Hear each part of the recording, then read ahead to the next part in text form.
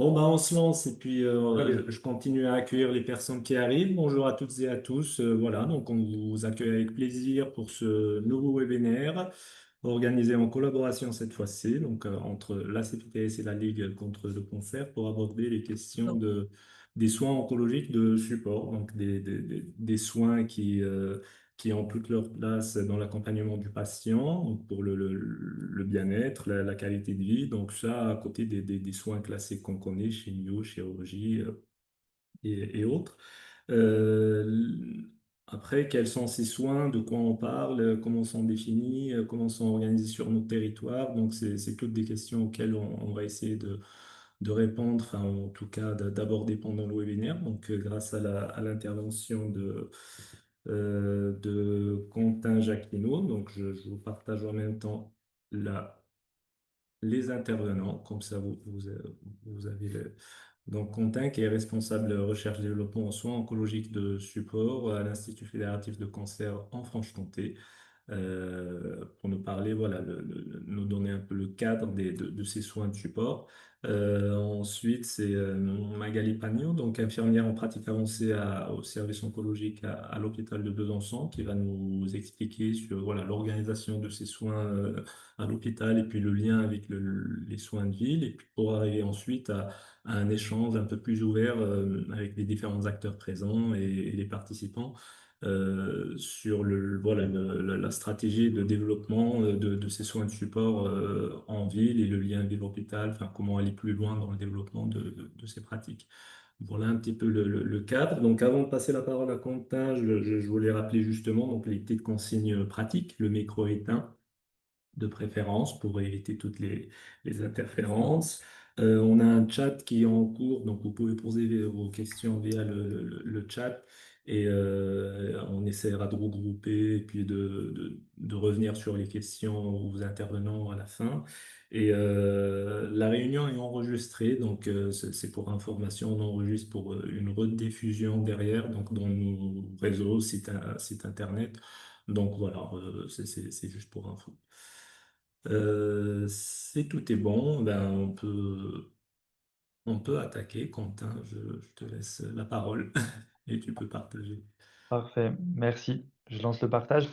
Merci pour cette introduction, Nassim. Merci aux organisateurs, aux co-organisateurs de ce webinaire. Je suis ravi de pouvoir intervenir pour vous présenter un petit peu les soins de support. Je voudrais juste m'assurer que ça partage bien mon écran. Vous avez la présentation en plein écran. Ça marche, ouais, je Parfait. confirme. Très bien. Eh ben, on rentre dans le vif du sujet. On va parler de soins de support. Je vous ai proposé une présentation assez courte. L'idée est effectivement de favoriser le lien et les échanges à la suite de la présentation. Mais il semblait quand même important de redéfinir les soins de support pour qu'on puisse parler des mêmes choses. Donc, les soins de support, c'est une définition qui est plutôt anglo-saxonne, qui est vraiment traduite du supportive care.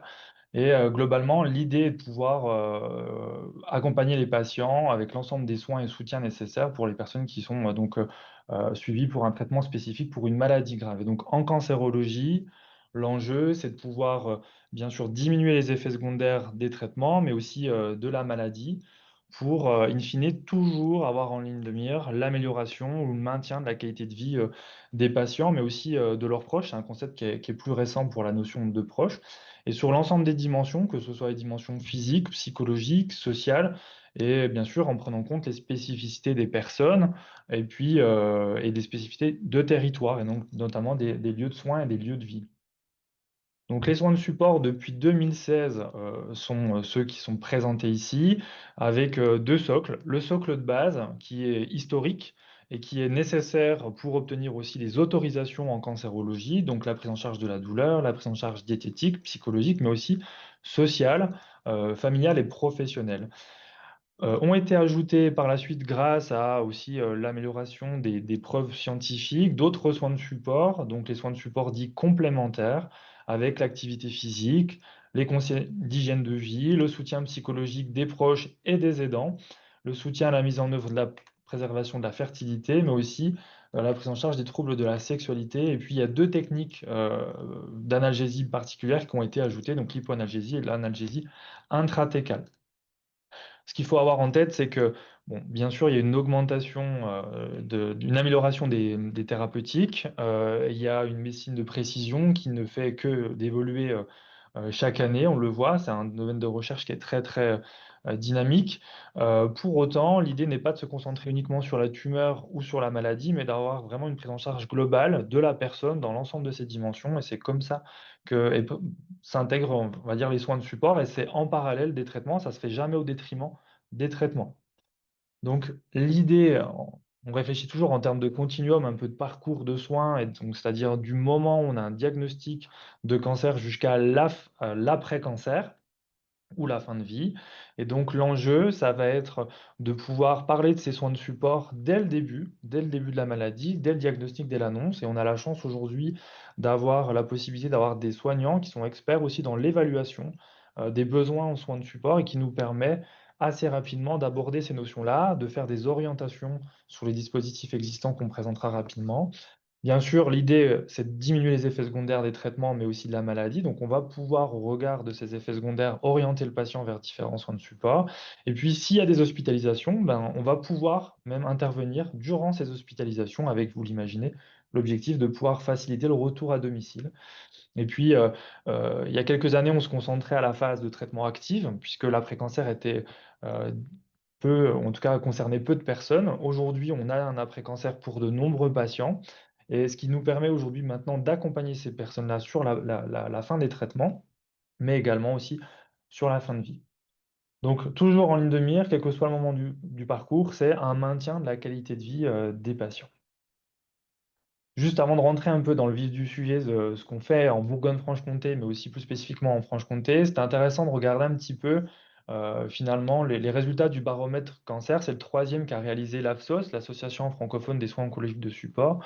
J'invite certains professionnels, enfin tous les professionnels, à pouvoir se rendre sur ce site, hein. Vous trouverez, forcément un référentiel qui vous convient, qui vous concerne en fonction de votre pratique.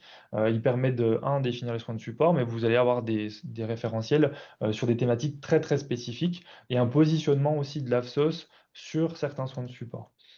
Donc le baromètre, il a été réalisé auprès de 2 600 patients, donc vous voyez que c'est une cohorte quand même qui est assez importante, et les résultats, par exemple, concernant les attentes des patients, donc en 2024, c'était de pouvoir avoir un accompagnement sur la gestion de leurs effets indésirables, mais aussi d'avoir un soutien psychologique, et vous le voyez, des attentes sur d'autres soins de support. Ce qui se glisse au milieu de cette liste, hein, et vous le voyez, c'est de manière un peu décroissante, c'est, le besoin d'accéder aussi à des pratiques dites complémentaires, comme par exemple l'acupuncture et l'hypnose, mais je pense qu'on le réabordera.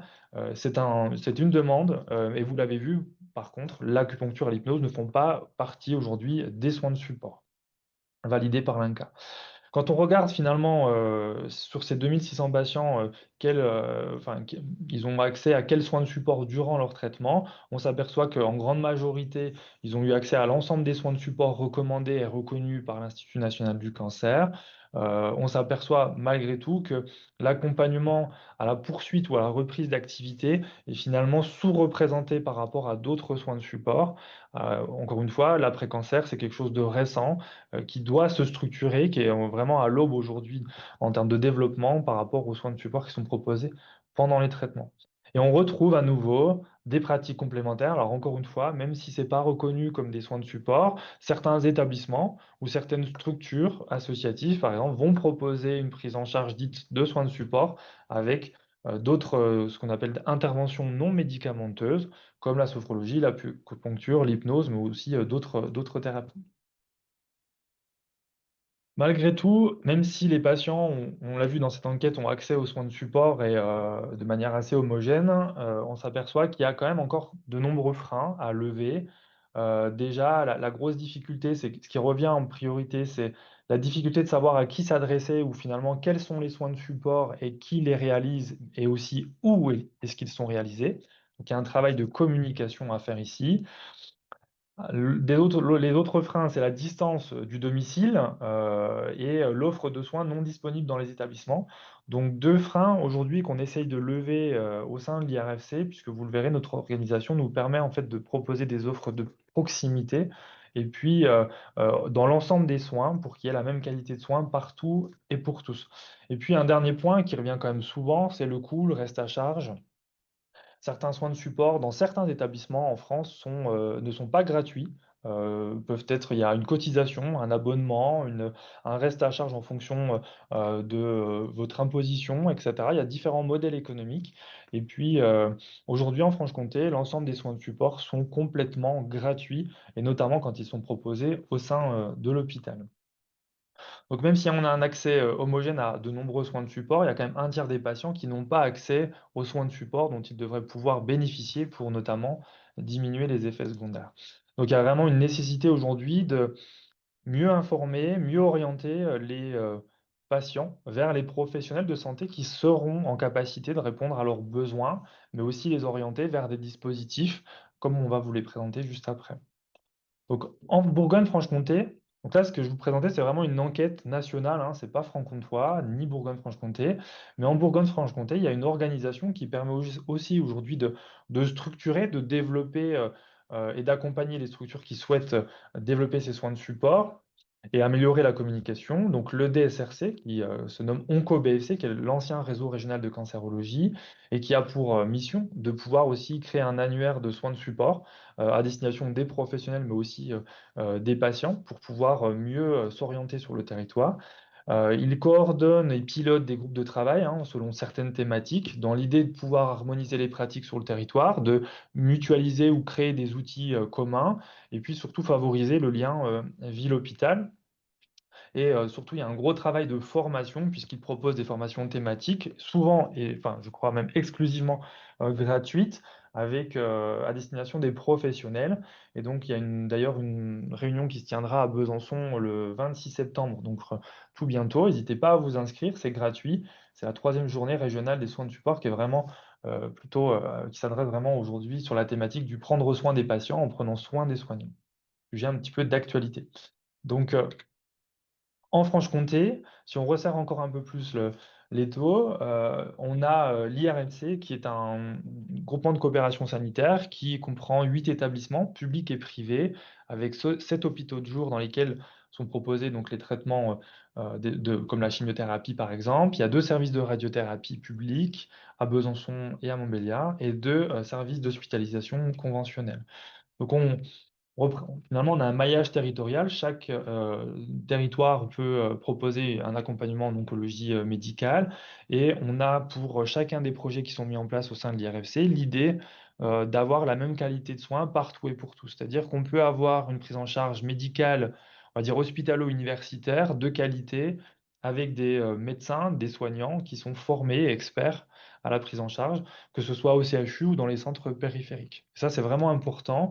D'ailleurs, l'originalité de l'IRFC au départ, c'est que les médecins se déplacent sur le territoire et chaque oncologue réalise des consultations dans des centres périphériques à raison de 1 à 2 fois par semaine. Historiquement, pour les soins de support, donc depuis la création de l'IRFC en 2008, l'idée était de se dire, il y a des recommandations, on a besoin d'avoir des soins de support, ça fait partie des autorisations en cancérologie. Donc on a développé les soins de support dans les établissements avec le panier de soins de support de base. Puis rapidement, on a ouvert les soins de support vers des activités et des soins de support dits complémentaires, avec toujours dans l'idée d'avoir un accès gratuit dans ces établissements. On a commencé d'abord par le développement de l'activité physique adaptée et les soins socio-esthétiques. Puis, plus récemment, on a quand même développé l'activité, l'accompagnement autour de la santé sexuelle, mais aussi de l'accompagnement des aidants en faisant des liens avec, par exemple, les plateformes de répit. Mais il y a d'autres soins de support, bien évidemment. Et puis, depuis 2015, on s'est dit qu'il fallait quand même s'ouvrir vers la ville, parce que ben, même si on arrivait aujourd'hui à bien mailler le territoire au niveau intra-hospitalier et proposer des soins de support dans les services, bah, les patients, ils sont quand même malgré tout obligés de revenir dans les établissements pour bénéficier de soins de support. Donc en intercure, c'est pas forcément de très bonne qualité. Donc on voulait vraiment se rapprocher du lieu de vie des patients et donc en faisant des liens, notamment avec les établissements de santé dans les programmes de réadaptation post-cancer. On a initié notre partenariat avec la Fondation Arc-en-Ciel, mais il y a d'autres établissements aujourd'hui. Et puis surtout, depuis peu, on a vraiment renforcé nos liens vers les CPTS, comme vous pouvez le voir, et surtout, historiquement, des liens très très forts, des partenariats avec les partenaires associatifs, comme vous l'avez cité, Oncodou, la Ligue contre le cancer, mais également le Liseron ou Sourire à la vie. Et si je fais un petit exemple, parce que je connais le moins mal, c'est l'activité physique adaptée.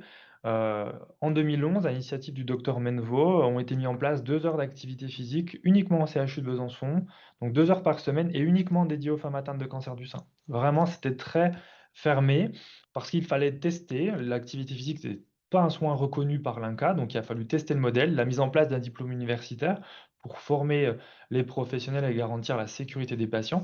Aujourd'hui, donc issu des données de 2024, on a de l'activité physique qui est proposée dans l'ensemble des établissements de soins de la région, ouvert à l'ensemble des pathologies, vraiment, que ce soit les pathologies oncologiques ou hématologiques, mais aussi en hématologie, oncologie pédiatrique.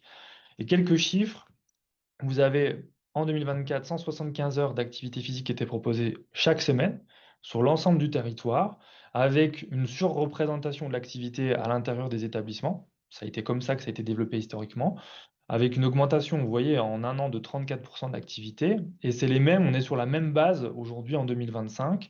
On verra avec les statistiques plus précises à la fin de l'année, mais globalement avec une répartition des horaires qui est cohérente par rapport à la file active de patients qu'on suit et puis à la représentation des établissements dans les départements. Donc vous voyez, ça fait à peu près 4 900 prises en charge au cours d'une année dans nos séances APA, donc ça reste un volume très intéressant et qui continue chaque année d'augmenter. Mais surtout, ces séances, ce qui est important de souligner, c'est qu'elles ne sont possibles que grâce au partenariat associatif qu'on a depuis plusieurs années, avec le soutien financier des associations qu'on a déjà citées. Mais globalement, vous le voyez, on a réussi au fil des années à challenger les établissements à créer des postes d'enseignants en activité physique adaptée ou de flécher du temps de rééducation euh, sur les services d'oncologie, mais on a une part très très importante de prestataires qui interviennent dans les établissements, notamment les établissements périphériques, et on ne pourrait pas aujourd'hui proposer ces soins de support. De la même manière pour les soins de socio-esthétiques ou d'autres soins de support comme la santé sexuelle ne pourraient pas être proposés si on n'avait pas le soutien de ces associations. En 2025, globalement, ce qu'il faut retenir, c'est que même si elle n'est pas terminée, on a un gros développement sur la partie des développement des soins de support en ville, notamment grâce à nos partenariats avec les CPTS. Juste pour l'activité physique, à titre d'information, on aura 20 heures supplémentaires et quasiment pour 90% proposés en ville. Et puis, comme je vous l'ai dit, les soins de support, ça ne s'arrête pas à la fin des traitements. L'idée aussi, depuis 2015, de structurer l'après-cancer avec différents niveaux de prise en charge. Le premier niveau, l'idée, c'est comme au moment du diagnostic, c'est d'identifier précocement les séquelles potentielles des traitements et de la maladie et de pouvoir orienter le patient vers des soins de support. Ça se fait grâce peut-être au temps d'accompagnement soignant de fin de traitement qu'on pourra avoir et qui est en train de se structurer aujourd'hui dans les services, mais surtout à l'initiation de la surveillance médicale, où le médecin va pouvoir orienter le patient sur des besoins, en fonction des besoins, et souvent c'est des besoins très spécifiques et ponctuels. Donc on va pouvoir orienter au sein des services auprès des professionnels disponibles. Il y a des accompagnements qui sont aujourd'hui plus ciblés et peut-être plus pluridisciplinaires. Donc l'idée, par exemple, donc Connect à l'emploi, qui est un programme gratuit qui permet d'accompagner durant un mois les personnes pour favoriser le retour à l'emploi rapidement. Il y a le dispositif 180 euros, qui est un dispositif qui est piloté par l'État et notamment avec les financements ARS, qui nous permet de financer des bilans d'APA, diététiques, mais aussi psychologiques. Et là, nous avons fait le choix de ne référencer que des professionnels de ville pour pouvoir avoir une offre de proximité. Et puis, on propose des accompagnements, notamment pour le chemobrain, qui est le brouillard un peu cognitif qu'on observe après les traitements. Et on propose un accompagnement gratuit via le dispositif Oncogite, mais aussi on oriente bien sûr vers le dispositif de prise en charge libérale pour la partie psychologique avec mon soutien psy. Et puis, on a un autre niveau qui concerne peut-être plutôt les patients avec des problématiques importantes, des séquelles importantes, avec des besoins multiples, et avec des orientations qui peuvent se faire à différents niveaux, notamment vers les programmes de réadaptation post-cancer. Il y a eu d'abord les programmes post-cancer du sein qui ont été mis en place, puis d'autres programmes de réadaptation post-cancer, plutôt onco-hémato, vraiment à destination de l'ensemble des patients, puisque ça marchait chez tout le monde. Et puis, mais ça, c'est Magali qui vous détaillera un petit peu plus, l'idée aussi pour ces patients qui vont initier l'après-cancer, peut-être euh, des patients fragiles, la possibilité de réaliser des bilans dans les hôpitaux de jour de soins de support. Et donc, Je laisserai la parole à Magali juste après pour vous présenter un peu plus, spécifiquement l'intérêt de ces HDJ soins de support. Donc pour ma part, je vais conclure sur le fait qu'il y a un développement croissant, depuis, 2008 en Franche-Comté vers des soins de support, d'abord dans les établissements, puis, vers la ville, même si aujourd'hui on ne propose pas tous les soins de support qui sont recommandés, hein, même à l'hôpital. Il y a, l'intégration de nouveaux soins de support qui vont arriver. Il y a eu la dernière évolution date de 2016, ça commence à être assez ancien, mais il y a des études en cours aujourd'hui pour savoir quels nouveaux soins de support intégrer, notamment la socio-esthétique fait partie du sujet. Et puis il reste toujours la problématique de fond, c'est les financements. Que ce soit et notamment les financements pour les soins de support dits complémentaires. Et c'est encore une fois, là, je remercie l'ensemble des associations qui nous suivent depuis plusieurs années, qui nous permettent de financer ces soins de support à l'hôpital et en ville, et sans qui on n'aurait pas, aujourd'hui cette possibilité. Et il reste un gros travail, un gros chantier, mais qui nous occupera, je pense, à jamais, hein. C'est, la communication, pour pouvoir orienter et que les patients qu'il y ait un maximum de patients qui puissent bénéficier de ces soins de support. Il y a trop de patients qui sont orientés vers les soins de support tardivement, pour lesquels il y a déjà, des séquelles trop importantes qu'on aurait pu prévenir, dépister plus tôt. Et donc je pense que c'est tout l'intérêt de ce webinaire, de pouvoir faire du lien et de renforcer nos liens, entre l'IRFC, les établissements de santé, mais aussi les CPTS et les associations pour, voilà, bien connaître les dispositifs, et que aujourd'hui chaque professionnel qui gravite autour, du patient pendant son parcours de soins va pouvoir, à un moment donné, conseiller, orienter le patient vers des dispositifs, vers des associations, que je vous ai, présentées.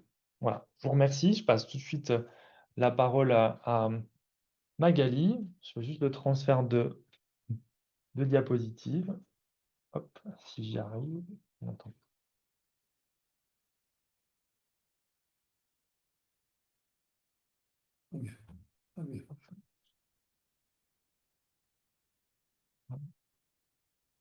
Ben, ça enchaîne. Merci Quentin, en tout cas pour la présentation. Donc Magali, ouais, je vous laisse enchaîner, puis on prendra les échanges et les questions, les réflexions après la présentation de Magali, si vous en êtes d'accord. Comme ça, on se laisse vraiment un temps de discussion. Ouais, parfait. Parfait. Bonjour à tous, je suis Magali Pagnot, donc je suis infirmière en pratique avancée au CHU de Besançon et j'ai commencé mes fonctions cette fois il y a 5 ans. Merci en tout cas de m'avoir invitée. Donc cet hôpital de jour de soins de support, il est arrivé en même temps que ma sortie du diplôme, donc on l'a construit en période de Covid, et les débuts ont été un peu difficiles à mettre en place.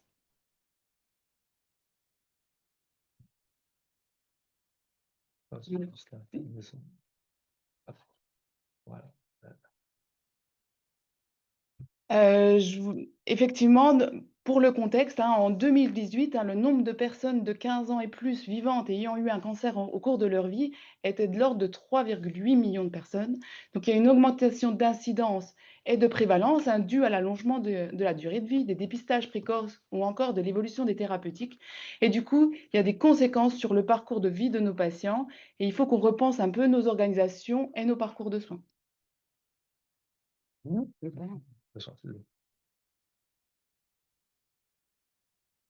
crois que la souris n'est pas pour moi.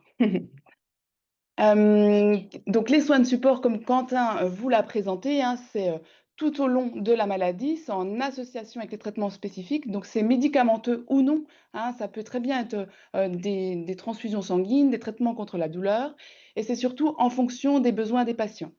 Qu'est-ce qu'un HDJ de soins de support? Donc, c'est vraiment un temps dédié. On est dans un lieu à part où on prend le temps de se poser avec nos patients. C'est une demi-journée et les patients rencontrent différents membres de l'équipe pluridisciplinaire pour faire une évaluation approfondie de leurs besoins en soins de support et ceux des proches aidants. Les critères principaux de ces hôpitaux de jour, hein, c'est surtout pour des patients fragiles ou en situation complexe qui nécessitent une prise en charge globale et pluridisciplinaire, et ou des patients qui peuvent être en situation palliative. C'est vraiment une prise en charge qui est transversale, qui se fait en association avec les traitements déjà mis en place contre le cancer.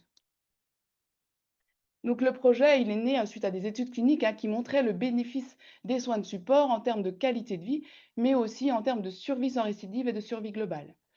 Il y a eu à cette période-là aussi plusieurs détections de fragilité multiples chez nos patients, des pathologies carcinomateuses complexes qui nécessitent une prise en charge interdisciplinaire, avec notamment les gliomes de haut grade, les patients qui sont suivis pour des cancers ORL ou des cancers du pancréas. Est arrivé aussi des détections des fragilités liées à l'âge. On a commencé à se poser des questions par rapport à cette période post-cancer. Il y a eu des études qui sont sorties sur l'importance de la préhabilitation et pas mal de notions à travers nos institutions, hein, qui nous parlaient de nos parcours de soins. Donc, comment ça se passe concrètement? En amont de la venue du patient en hôpital de jour de soins de support, il y a une demande qui est faite via notre logiciel en ligne, mais aussi elle peut être faite par mail ou via la plateforme Oncotel que tout le monde connaît pour faire cette demande de soins de support. La demande, elle est étudiée par l'équipe de soins de support, hein, pour validation et évaluation des besoins à mettre en place. Le jour de la venue du patient, on fait une présentation des dossiers. On rappelle les objectifs initiaux de la venue des patients. L'infirmière et l'aide-soignante accueillent les patients, elles reprennent les objectifs de la matinée et s'assurent qu'il n'y ait pas de nouveaux besoins. Par exemple, un patient la semaine dernière qui était venu, qui avait un cancer du pancréas métastatique, l'objectif prioritaire était une réhabilitation avec dénutrition et prise en charge physique.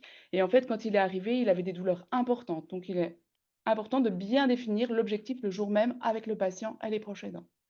Ensuite, il y a une évaluation pluridisciplinaire qui est faite avec nos intervenants à l'aide d'outils si nécessaire. On peut faire des soins si besoin, les ponctions, mettre en place une PCA, poser une sonde nasogastrique ou autre, et des examens paracliniques si besoin.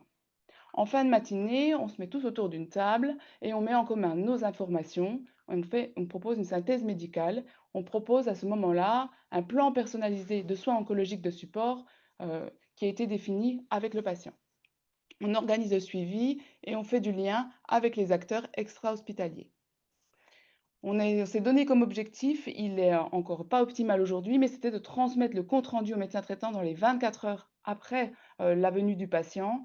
Bon, généralement, dans la semaine, c'est fait. Qui oriente les patients? Bah, les équipes médicales, hein, les médecins traitants, l'oncologue référent, radiothérapeute, chirurgien, les équipes paramédicales, donc comme l'a dit Quentin, soit lors du temps d'accompagnement soignant, mais aussi les professionnels de santé qui gravitent autour du patient, les infirmières, les aides-soignants pendant les traitements. Mais il faut bien noter que les patients qui sont sous thérapie orale en bile, on peut être alerté par les médecins traitants ou les infirmiers libéraux. Et bien sûr aussi les professionnels de soins de support. Ces HDJ, c'est des admissions qui sont programmées, ce ne sont pas des urgences. Pour l'organisation, tout ce qui est la coordination, donc c'est effectué par l'oncologue médical qui est référent du jour, l'oncogériatre, il y a infirmier, PA, aide-soignant, on a une secrétaire. On fait un staff quotidien donc pour la présentation des dossiers et on est en train de discuter pour la mise en place de réunions de RCP, hein, de réunions de concertation pluridisciplinaire. Donc avec pour objectif peut-être d'inviter des acteurs de ville pour pouvoir intégrer tout le monde dans la prise en charge. Les professionnels qui interviennent à l'hôpital de jour de soins de support, ils correspondent au panier qui est recommandé par l'INCa. Aujourd'hui, c'est psychologue, diététicien, assistante sociale, kiné, enseignant en activité physique adaptée. On a le pharmacien aussi qui fait la relecture des ordonnances. L'oncosexologue, c'est un projet qui est en cours de développement.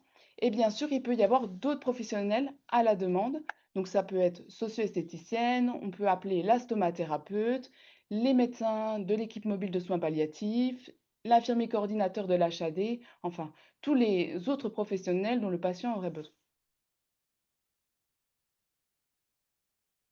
Pour l'activité de soins de support, on a vu à peu près, on voit entre 6 et 700 patients par an.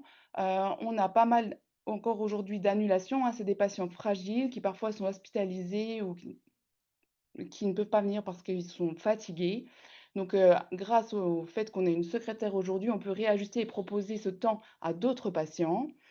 On a une activité d'oncogériatrie. Donc l'oncogériatrie, l'idée, c'est de pouvoir proposer le traitement le plus adapté aux patients. Donc c'est des patients chez qui on va faire ce qu'on appelle un score G8, hein. C'est 8 questions, c'est quelque chose qui se fait rapide. Si ce score est inférieur à 14, on propose ce temps au patient de discuter avec lui de ce qui est possible de faire, de ce qui est réalisable, de ce qu'il est d'accord de faire. Donc c'est vraiment une entité à part entière dans notre HDJ. Et on fait des suivis aussi de prise en charge palliative exclusive. On a rédigé des parcours de soins spécifiques. Donc, on propose des réhabilitations pré-thérapeutiques, notamment aujourd'hui dans tout ce qui est cancer gynécologique. On fait tout ce qui est prise en charge de la dénutrition, notamment dans les cancers ORL, mais tout autre. Effectivement, on s'intéresse beaucoup à cette phase post-cancer. Donc là, on a commencé à rédiger un parcours qu'on pourra dupliquer dans d'autres spécialités, mais vraiment à un temps chez les patients qui ont été suivis pour des tumeurs cutanées, qui ont eu de l'immunothérapie. On regarde entre 3 et 6 mois après s'il reste des séquelles de ces traitements pour lesquels on n'a encore pas l'habitude de connaître les effets secondaires à moyen et long terme et voir le suivi qu'on peut proposer à ces patients. Les prises en charge de la douleur, les prises en charge donc multiples de patients fragiles, on en a déjà parlé, l'oncogériatrie. Je pense que ces hôpitaux de jour ont tout un bénéfice ben voilà, pour se poser, mais c'est vraiment l'objectif des hôpitaux de jour. On fait quelques suivis, mais vraiment l'objectif, c'est de faire des évaluations et de pouvoir rediriger le patient au plus proche de son domicile. Heu, des orientations qui peuvent être précoces vers des professionnels de soins de support adaptés. L'objectif essentiel, c'est la qualité de vie des patients et des proches aidants. On essaie de développer des compétences d'auto-soin, d'empowerment. On a pour objectif de pouvoir proposer un programme, d'éducation thérapeutique pour les patients qui sont sous thérapie orale. L'idée de ces AG de soins de support, c'est essayer de faire de la continuité, en tout cas en intra-extra-hospitalier, de fluidifier un peu les parcours de soins et d'éviter les ruptures, de suivi. On a un lien renforcé avec les HAD, le DAC, les équipes de soins primaires, et c'est un vrai rôle de coordination, avec l'équipe pluridisciplinaire. C'est aussi des temps, vraiment, c'est sécuriser et optimiser, la prise en soin et c'est une aide à la réflexion éthique. Et j'ai repris aussi effectivement, je pense qu'il y a un vrai travail de communication. Je suis aussi, j'ai aussi pris les données du 3e baromètre de l'AFSOS et je pense qu'on a encore, beaucoup de travail à faire. Quand on voit qu'en conclusion, il y a encore 30 hein, des patients qui n'ont pas forcément cette information sur les soins de support. Je pense qu'il y a peut-être aussi un problème, je ne sais pas, de littératie en santé. Il y avait une confusion à un moment donné entre soins palliatifs et soins de support. Voilà, donc je pense qu'il y a un réel travail de communication. Et dans le post-cancer, on est aux prémices, hein, enfin, en tout cas, de nos parcours de soins sur, ces effets secondaires, ces séquelles, avec les traitements. Et oui, il y a aussi l'étude Vic-en-5, hein, qui montrait qu'il y avait 20 de patients qui ne travaillaient pas 5 ans après. Merci beaucoup.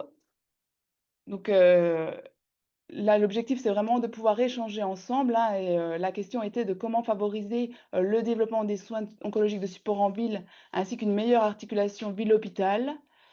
Donc il y a cette, communication, c'est cette RCP qui pourrait être proposée et pour lequel on pourrait, peut-être partager, ces temps d'échange tous ensemble. M'est venu aussi que si on avait des outils, communs, des choses, peut-être ça faciliterait aussi les échanges. Les temps de formation, je pense qu'ils sont importants, mais du coup, pouvoir, mutualiser. Je pense qu'à ces aux journées, proposées par le réseau, c'est des temps d'échange avec des professionnels de ville, qui font vraiment du lien ville-hôpital et il y a un vrai travail de coordination. Merci beaucoup. Merci Magali pour l'intervention qui complète bien en effet voilà, la première présentation de Quentin. Je ne sais pas s'il y a des réactions ou peut-être François, donc pour la CPTS, est-ce que tu peux nous dire un petit peu le contexte de ce webinaire, refaire un peu l'historique et puis lancer les échanges s'il y a des personnes qui ont des questions ou autres. Merci Nassim et merci aux deux intervenants. C'est vrai que à travers la présentation de Quentin, on a vu à la fois quel était le périmètre d'intervention de ces soins de support, avec une ouverture autour des pratiques complémentaires, peut-être sur lesquelles on reviendra tout à l'heure. Et puis Magali nous a bien montré comment, au niveau des établissements de santé, en particulier au CHU, les choses étaient organisées. Alors pourquoi la CPTS capacité s'intéresse à ces soins de support? D'abord parce qu'on a eu un dialogue fructueux avec un certain nombre de personnes qui sont présentes aujourd'hui, et notamment avec la Ligue contre le cancer qui co-organise ce webinaire avec nous. Et le souci que nous avons, et sur lequel, le point sur lequel on souhaiterait avancer, c'est l'organisation des soins de support en ville. Parce qu'on voit bien qu'au niveau des établissements et en particulier du CHU, les choses sont plutôt bien organisées maintenant, depuis un certain nombre d'années, qu'il y a des perspectives d'ouverture sur la ville, mais que les choses ne sont pas toujours organisées en ville. Euh, Dans le cadre de notre CPTS, on a eu l'occasion d'interroger un certain nombre de nos collègues libéraux, que ce soit les médecins, les infirmières, les pharmaciens. Les soins de support, ils ne connaissent pas très très bien. Et Magali disait tout à l'heure, il faut communiquer sur les soins de support auprès des malades. Je suis tout à fait d'accord avec elle, mais il faut aussi communiquer auprès des professionnels de santé libéraux qui connaissent pas ce dispositif. Et donc voilà, l'idée de ce webinaire est d'essayer de partager nos expériences, nos réflexions, nos pistes d'action pour développer les soins de support en ville. Donc, je vais peut-être passer la parole à Pascal Pasquier, qui est le secrétaire général de la Ligue contre le cancer, avec qui on a préparé cette intervention pour nous dire comment la Ligue imagine de soutenir le développement des soins de support, notamment en ville. Merci François. Oui, l'idée a germé lors de notre rencontre où j'avais pour idée, au nom du comité de Besançon de la Ligue, de voir à développer les SOS qui correspondent à un besoin. Tous les professionnels qui assistent à ce webinaire s'en sont conscients, je n'assiste pas bien entendu. Et donc très rapidement, on a compris que les soins effectivement à l'intérieur du CHU et en ville étaient assez bien identifiés, mais qu'il fallait peut-être aller plus loin et organiser. Le mot organiser me paraît absolument essentiel. Mais pour nous, tout de suite, j'évoque un point, c'est que nous avons, nous, à la Ligue, une étendue de territoire qui correspond à celle du département du Doubs, mis à part la poche de Montbéliard. Donc, tout de suite, pour vous situer, le dire à tous, mais on reviendra au point central qu'évoque François Baudier, c'est le fait que nous avons le souci de proposer CSOS sur l'ensemble du territoire en contactant les maisons de santé, les CPTS concernés, les autres acteurs, les établissements de santé, pour proposer et nous mettre à leur disposition. Donc on répond à leurs demandes. C'est la raison pour laquelle Benjamin Lucotte, notre psychologue clinicien de la Ligue, et qui s'est occupé pendant un temps en tant que psychologue des soins palliatifs, si vous voyez clairement ce que je veux dire, a établi sur notre suggestion un questionnaire dont il va parler pour bien justement essayer d'approcher non seulement les professionnels, comme vous le dites très bien François, mais également, pourquoi pas être ambitieux, les personnes qui sont susceptibles d'être intéressées à travers notamment leurs soignants que sont leurs médecins G, les médecins généralistes. Donc là, il y a une foultitude de recherches et de points d'ancrage qui pourrait faire l'objet d'une réunion sur la base notamment du questionnaire qu'évoquera Quentin tout à l'heure, Benjamin tout à l'heure. Merci, merci Pascal. Donc, je vais peut-être passer la parole à Benjamin, s'il est là, pour Je qu'il suis nous là. dise quelques mots sur cette enquête que la Ligue souhaite réaliser. Ouais. Puis ensuite, il y a une personne du Centre d'investigation clinique de Besançon qui souhaite prendre la parole. Donc, je lui donnerai ensuite la parole. Excusez-moi d'insister sur un point, c'est que la Ligue n'a aucunement la prétention d'être l'organisateur unique des SOS, mais tout simplement à sa mesure et avec les moyens dont il dispose, contribuer au développement des SOS en participant à l'organisation générale en ville, mais également sur tout le territoire. Soyons bien clairs. Excusez-moi, François. Quentin, Merci. Benjamin.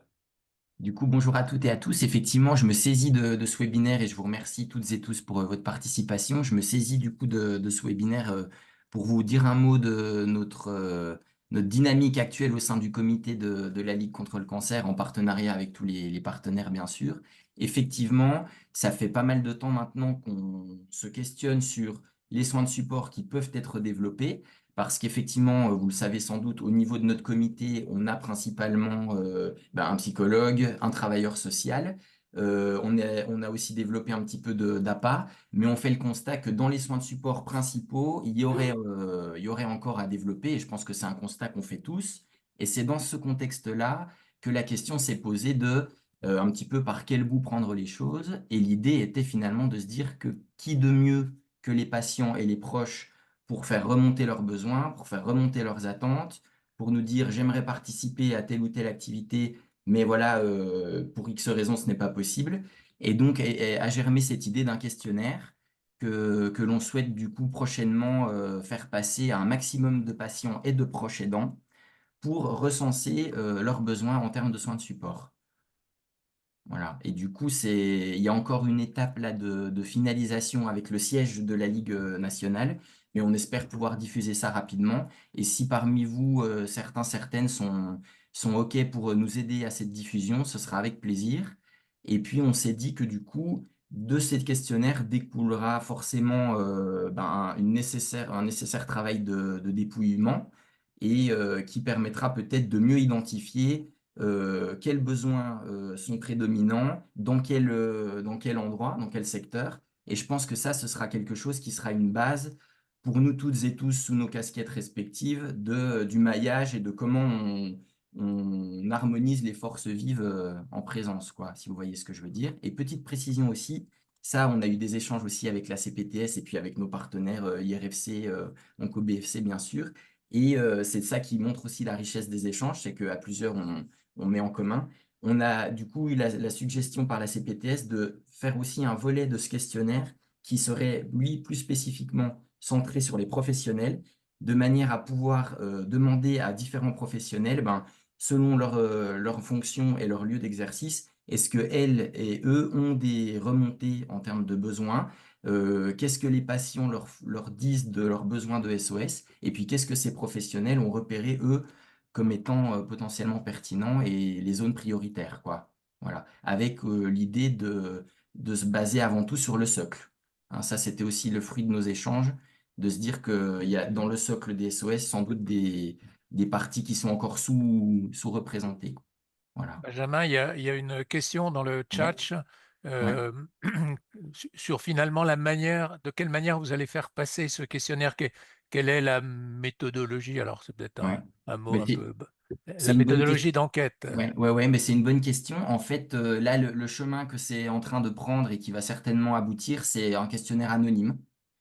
Du coup, l'idée pour les patients, je parle du questionnaire pour les patients et les aidants, l'idée, ce serait un questionnaire papier qui serait du coup anonyme et qui du coup, grâce à cet anonymat, pourra être diffusé par différents acteurs. Donc effectivement, D'accord, comme l'a dit Pascal Pasquier, nous, la Ligue, on a vraiment d'accord, cette politique vraiment de synergie, de partenariat, enfin cette démarche et dynamique de partenariat, et on aura besoin et on sera tout à fait preneur de vos appuis respectifs pour cette diffusion. Par rapport au questionnaire pour les professionnels, lui, on le pense plutôt sous forme de mail pour faciliter les échanges et il sera un petit peu plus court aussi. Mais l'idée, c'est de vous mettre toutes et tous à contribution dans la d'accord, mesure de vos capacités et de vos possibilités. d'accord. Concernant le questionnaire pour les professionnels, effectivement, enfin moi je ne peux pas m'engager par rapport aux autres CPTS, mais on Hmm. collabore beaucoup entre nous, mais on pourrait voir effectivement comment on peut diffuser ce questionnaire depuis les CPTS, puisque nous avons des liens privilégiés avec les professionnels de santé libéraux. Tout à fait. Hmm. Je vais passer la parole alors je ne connais pas le nom de la personne, c'est marqué Centre d'investigation clinique de Besançon, vous vouliez faire une intervention et vous êtes plusieurs, voilà ce que je vois. Bonjour, oui, merci de nous laisser la parole. Donc moi je suis Flavien, ingénieur d'études et de recherche clinique au CIC du CHU de Besançon. À côté de moi, on a Camille, ma collègue aussi ingénieure d'études, et on a aussi deux stagiaires IBOD qui sont avec nous aujourd'hui pour vous écouter. Donc on est tous très intéressés par les interventions qu'il y a eu. Je me permets de prendre la parole juste pour euh, faire une remarque concernant les aidants, parce qu'on peut observer assez régulièrement effectivement des personnes, des patients qui sont assez submergés par ce qui leur arrive dans le service oncologie et qui ont tendance à se laisser porter, à déléguer un petit peu tout ça sur les soignants et sur le ou les aidants. Je me suis demandé s'il ne serait pas pertinent de considérer l'aidant comme, au-delà d'un intermédiaire, peut-être même comme un acteur des soins de support pour essayer de rendre plus effectifs les soins de support que vous avez mentionnés. Parce que voilà, c'est sans doute une charge mentale qui est assez conséquente pour les aidants, notamment pour les personnes âgées, les personnes qui ont des problèmes cognitifs ou les enfants. Euh, comment est-ce qu'on peut considérer donc les aidants comme un acteur à part entière de cette démarche? Merci beaucoup. Merci pour cette question. Donc, je vais passer la parole à Magali et à Quentin pour qu'ils puissent vous éclairer sur ce sujet. Je commence par répondre et puis Magali complétera. Globalement, déjà, la prise en compte des aidants, c'est quelque chose d'assez récent, hein. Si on met en perspective, d'ailleurs, même les soins de support ou traitements médicaux, hein, clairement, aujourd'hui, on voit que à l'échelle de la médecine, les soins de support sont tout à fait récents et les aidants encore plus. Donc, on commence à s'y intéresser. Il y a effectivement l'accompagnement des aidants à proprement parler, c'est-à-dire la possibilité, grâce à des dispositifs, de soulager le patient, mais en même temps les aidants, de leur proposer aussi des accès à des plateformes de répit, à de l'information sur voilà, eux aussi en tant qu'aidants, à quoi ils pourraient prétendre. Il y a l'accompagnement des aidants, mais il y a aussi rendre acteurs les aidants enfin, pour aider le patient à être peut-être plus acteur de sa santé. Par exemple, on a beaucoup d'idées reçues. D'ailleurs, ça fait l'objet de formations sur les idées reçues sur le cancer, les soins de support. Parfois, certains, des personnes de l'entourage ou les aidants directement peuvent renforcer certaines idées reçues, comme par exemple, moi, pour l'activité physique, ça va être ah ben non, tu es malade, tu as un cancer, il ne faut pas bouger, il faut rester dans le canapé, etc., etc.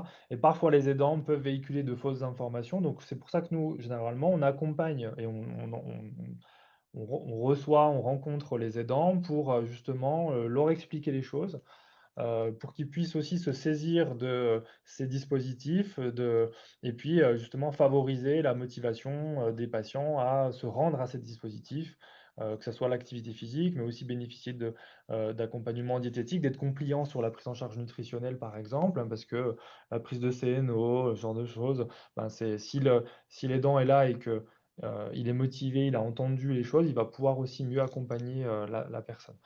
Donc moi, je dirais que j'ai deux aspects. Il y a prendre soin des aidants par les différents dispositifs qu'on est en train de mettre en place et les partenariats aussi. Et puis, effectivement, voir l'aidant comme un acteur, mais plutôt comme quelqu'un qui va pouvoir promouvoir les soins de support et accompagner, motiver le patient à se saisir de ces soins de support. Parce qu'il y a quand même s'il y a des soins de support, il y a une sous-consommation de soins de support. Il y a des profils, hein, de patients qui ne seront pas très consommateurs de soins de support, notamment les hommes d'un certain âge, à partir de 50, 60 ans. Ce sont des profils de personnes qui ne sont pas des consommateurs de soins de support. Et puis, bien sûr, les catégories socio-professionnelles, les personnes les plus éloignées aussi en milieu rural. Enfin, il y a tout un profil de personnes qui ne sont pas. Donc, on agit un petit peu sur tous ces profils pour essayer de mieux rendre enfin, favoriser l'accès aux soins de support. Est-ce que vous voulez Oui, rajouter quelque chose? Oui. oui, je pense qu'au niveau des aidants, effectivement, on essaie vraiment de les intégrer dans la prise en soin. Ils sont invités sur ces demi-journées et il est fortement conseillé aux patients de venir accompagner, hein, parce qu'on délivre beaucoup d'informations et on est toujours mieux à être à deux ou à trois à entendre ces informations. Donc, à des moments clés, effectivement, j'ai le sentiment qu'on les intègre beaucoup. Ils sont de plus en plus, on peut dire, reconnus, hein. Il y a la plateforme de répit des aidants. Il y a des congés aujourd'hui des proches aidants. Je pense vers les soins de support sur lesquels ils sont peut-être le plus orientés, en tout cas la demande qui est fréquente, c'est notamment au niveau psychologique. Ils ont D'accord. besoin aussi, donc là, c'est toute une, comment dire, mais peut-être que Benjamin pourrait en parler aussi, mais savoir qui va suivre le patient, qui va suivre l'épouse, qui va suivre les enfants. Donc il y a tout un réseau, un maillage à mettre en place. D'accord. Donc oui, peut-être on le fait pas enfin, en tout cas, on essaie vraiment d'être vigilant à eux. D'accord. Merci. Merci beaucoup. Moi, Juste j'aimerais dans le chat, Pascaline Laroche est intervenue à 2 reprises. Je ne sais pas si tout le monde voit le chat, mais d'abord, je voudrais la remercier puisqu'elle a témoigné un peu de son activité et surtout, elle précise qu'il existe un réseau de kinésithérapeutes destiné à la scénologie qui est très dynamique et qui peut aussi épauler dans la communication. Merci à Pascaline pour ses informations et son intervention dans le chat. Euh, et je pense qu'Émilie Bay est présente. On a cité à plusieurs reprises OncoBFC. Est-ce que, Émilie, vous souhaitez rajouter quelque chose sur les initiatives que vous prenez dans le domaine des soins de support? Bonjour. Écoutez, j'ai écouté attentivement et toutes les questions que je m'étais posées, notamment concernant le questionnaire par la Ligue, ont été répondues directement. Donc, non, pas de questions spécifiques. Pour les ajouts sur l'existant, nous, au sein du DSRC, on va effectivement promouvoir essentiellement les soins de support qui font partie du panier référentiel INCA, donc le socle et le complémentaire. Puisque c'est ceux qui ont le bon niveau d'études, enfin je ne reviendrai pas dessus puisque Quentin a expliqué tout ça extrêmement bien, mais au sein du DSRC, effectivement, nous, c'est vraiment sur ces axes-là qu'on va développer et favoriser, et notamment, on a des groupes de travail, Benjamin est notamment membre depuis un certain temps, certain nombre d'années du groupe des psychologues où, avec les professionnels de terrain, donc le DSRC est régional, donc les professionnels de terrain sur l'ensemble de la Bourgogne-Franche-Comté, à promouvoir des outils, mais également des formations pour axer également sur la communication et développer également les compétences pour harmoniser les pratiques sur l'ensemble du territoire et que les patients aient donc accès aux soins de support de qualité équivalente sur l'ensemble du territoire. Donc voilà, tout ce qui a été dit pour l'instant est pour moi extrêmement clair Ouais. et pertinent et intéressant. Eh bien, merci. Alors, dans le chat, Émilie, vous avez mis un lien sur un référentiel pour les proches aidants qui peut être un support. Voilà, oui, j'ai remis un lien. Alors après, de manière générale, n'hésitez pas à aller voir sur le site de l'AFSOS qui regroupe beaucoup de références, de référentiels de bonnes pratiques en soins de support. Là, comme on parlait des aidants, il peut être un outil intéressant quand on est sur les besoins des aidants et pas l'aidant en tant que soin de support en Hmm. lui-même, mais vraiment pour le besoin des aidants. Je pense que vous êtes pas mal de professionnels de ville ou en tout cas prenant en charge directement les patients, où vous voyez les difficultés que peuvent avoir des aidants. Donc, ouais, ça peut être un outil intéressant. Donc, j'ai préféré vous le mettre là. Merci. Il nous reste encore quelques minutes pour des questions ou des informations. Il y a Il y a Christiane Christiane. Mougin, vous l'intervention vouliez? de Christiane Mougin, Madame Mougin, qui veut intervenir, Oui, Françoise. oui, j'ai vu. Ouais, Mais parfait. moi, j'ai une question. Donc, tout ça, c'est passionnant, mais est-ce que on a un listing des centres d'activité physique, des psychologues, etc. Parce que les patients, où est-ce qu'ils vont aller? Alors, tout ça, c'est bien joli, mais on n'a pas de liste à proprement parler. Est-ce que c'est organisé par l'hôpital? Est-ce que c'est tous les psychologues de la ville? Est-ce que c'est tous les centres d'activité physique? Est-ce qu'il y en a certains qui sont spécifiquement dédiés? Enfin, oui, personnellement, je sais qu'il y en a qui sont dédiés, mais comment est-ce que les patients vont s'organiser? Je pense en particulier quand ils sont sortis de l'hôpital. Parce qu'à Alors, l'hôpital, j'ai demandé à Quentin de répondre, mais Oui, c'est oui. un peu l'objectif de ce webinaire, c'est-à-dire qu'il y a des offres qui sont assez dispersées en ville, sont souvent mal connues à la fois des professionnels et des patients, et donc l'effort qu'il faudrait faire irait dans le sens de ce que vous proposez, mais je laisse Quentin répondre. Oui, merci Christiane pour votre question. Effectivement, la communication reste l'enjeu pour pouvoir enfin, que les patients puissent bénéficier des soins de support. Et donc, on a amélioré un peu nos outils de communication. D'abord, on a mis des télés, par exemple, dans les salles d'attente, parce qu'ils y passent quand même un certain moment et donc ils peuvent voir passer, défiler les informations. On a, au nom de l'IRSC, développé des documents d'information qui sont uniques sur le territoire, parce que le patient est au CHU, mais n'habite peut-être pas Besançon, il habite Pontarlier parce que ça nécessite une prise en charge particulière, parce qu'il est dans un essai clinique, parce qu'il a une pathologie qui n'est traitée qu'à Besançon. Et donc, dans l'ensemble au moment du diagnostic, on remet une pochette patient dans Voilà, laquelle il y voilà. a des flyers qui vont être spécifiques aux soins de support. Et en particulier, par exemple, je reprends encore une fois l'activité physique adaptée, on va avoir l'ensemble des créneaux de ville et proposés dans les établissements qui vont être référencés avec le numéro de téléphone, etc. Donc le patient qui va avoir son traitement à Besançon mais qui habite Pontarlier, il va quand même avoir cette pochette-là, mais il va avoir dans cette pochette accès à ce qui est proposé sur Pontarlier. Tout à Là fait. où, par contre, il y a quand même des limites, hein, toujours dans la communication, nous ne faisons la promotion via ces outils que comment dire, des créneaux qui sont conventionnés avec l'IRFC. C'est-à-dire que vous n'aurez pas, ce ne sera pas un document exhaustif des offres en sport santé, par exemple. Parce qu'il y a un critère qui a été défini par le Conseil médical et scientifique de l'IRFC, c'est les créneaux doivent être encadrés par des professionnels formés au diplôme universitaire activité physique adaptée, nutrition et cancer, que vous connaissez, et qui, du coup, est aujourd'hui un label entre guillemets qualité pour pouvoir intervenir, que ce soit à l'intérieur des établissements ou en ville. Et donc, de fait, on conventionne généralement avec les mairies, les CPTS, les associations qui financent et l'IRFC et le professionnel qui intervient pour pouvoir communiquer, définir les règles de participation, de partenariat, de communication, pour pouvoir valoriser tout ça. Mais bien sûr, les créneaux qui ont été évoqués par Pascaline dans le fil de discussion, c'est également ça. Il faut dissocier l'activité physique adaptée spécifiquement dédiée pour les patients atteints de cancer et notamment en phase de traitement, qui sont réalisés dans les établissements ou en dehors des établissements et qui sont gratuits, à la différence d'autres associations qui sont proposées dans des associations de quartier, qui sont labellisées ou non sport santé, pour lesquelles on peut avoir une aide financière ou non, et donc un reste à charge pour les patients et qui ne sont pas forcément encadrés par des professionnels formés. Donc on n'aura jamais malheureusement un outil, comment dire, La fascicule avec un exhaustive. listing exhaustif, encore une fois, sur le sport santé. Il y a le réseau régional du sport santé Bourgogne-Franche-Comté qui a un annuaire, mais qui ne référence pas, par exemple, les activités qui sont proposées en cancérologie. Donc c'est D'accord. malheureusement toujours et encore la problématique de l'usager qui va s'y perdre aussi dans l'ensemble de ces dispositifs.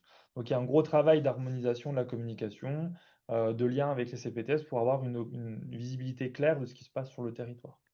Très bien. Merci Quentin. Comme on essaye de terminer à l'heure et qu'il est 13h30, en tout cas, moi, je voulais vous remercier, mais je vais laisser le mot de la fin à Nassim, vous remercier pour votre participation.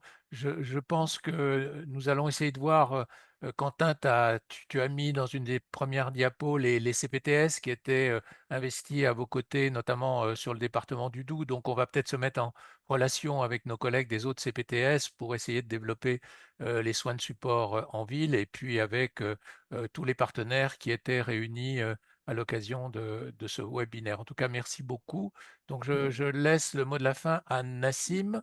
Oui, merci. Je me permets quand même parce qu'il y a deux questions assez importantes sur le chat, sur le Oui. lien entre ces soins et puis la ville, les soins de support et la ville. Donc, Oui, comment assurer le lien? Et puis, une question aussi Oui. sur la transmission de la pochette aux patients par les pharmaciens, parce que voilà, il y a Marie-Lise qui dit que les patients demandent beaucoup à la pharmacie.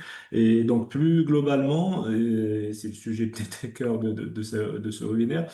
Enfin, c'est comment aller un peu plus loin côté ville aujourd'hui. Voilà. Je sais pas qui pourrait reprendre la parole par rapport à ces deux questions, donc là, mais tu relances le débat, mais on peut euh, prendre 1 ou 2 minutes pour... ouais, voilà. ouais, on peut se prendre 2 minutes et puis Moi, j'ai laissé mon adresse mail s'il y a besoin pour aller plus loin. S'il y a des questions aussi qui concernent Magali, je transférerai bien sûr ouais. pour répondre rapidement. Mais globalement, la pochette, elle est formalisée avec un trieur, etc., où les patients vont aussi pouvoir avoir trié leur prise de sang, leur rendez-vous, etc. Parce que vous imaginez bien qu'au bout de quelques semaines, ils ont déjà le trieur qui déborde.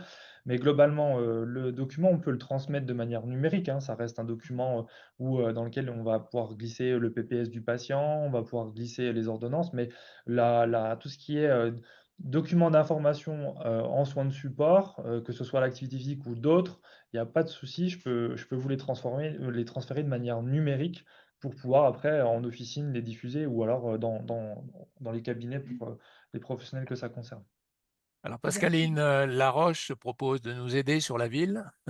Donc, merci beaucoup. On vous recontactera. Vous avez mis votre mail dans le... Voilà, donc Très bien. merci beaucoup. Pour Eh Monsieur ben, Paudier, j'ai une petite question. Je pense que le séminaire est très intéressant. Est-ce qu'il ne pourrait pas être transféré, enfin transféré ou tout du moins réalisé aussi pour les médecins G et les pharmaciens? Ben, c'est un webinaire qui leur est destiné. Alors, je ne sais pas s'ils étaient très présents, mais Ils dans sont pas tous les très cas, nombreux. ça a été enregistré et Ouais. donc ça sera sur le site de la CPTS comme tous les autres webinaires. Et donc, on en fera la promotion, notamment dans notre newsletter. D'accord. Merci. merci à vous. Bon, ben, on va conclure sur ça. Merci encore, Quentin et Magali, pour l'intervention. Merci à tous les participants qui ont pris la parole, enfin, c'est pour ces échanges intéressants. Les webinaires, en effet, on en fait un tous les 2 mois à peu près. Donc, vous serez prévenus du thème et puis de la date du prochain. N'hésitez pas à communiquer, à rester en relation, à faire des propositions. Donc, s'il faut à aller plus loin avec un groupe de travail ou autre, enfin, on le fera, mais l'idée, c'est de vous accompagner pour concrétiser toutes ces idées. Euh, voilà, donc on ne vous retient pas plus. Merci pour votre connexion et puis à bientôt. Merci à tous et vive les SOS.